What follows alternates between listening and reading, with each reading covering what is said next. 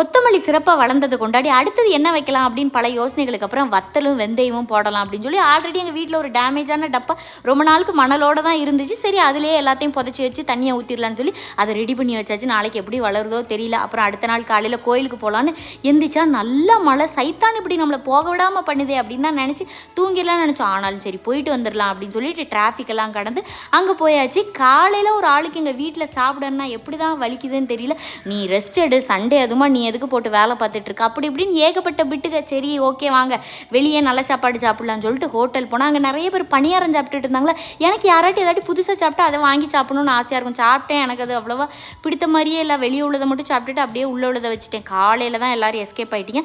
மத்தியானம் கண்டிப்பாக நான் சமைச்சே ஆவேன்னு சொல்லிட்டு மட்டனு சிக்கனு காய்கறின்னு எல்லாத்தையும் வாங்கிட்டு வந்துட்டேன். இங்கேயாட்டு வெளியே போனாலும் எப்படா வீட்டுக்கு போயிட்டு ஒரு கொண்டையை போட்டு ஒரு தோப்பலா ட்ரெஸ்ஸுக்கு மாறுவோன்னு தான் இருக்குது.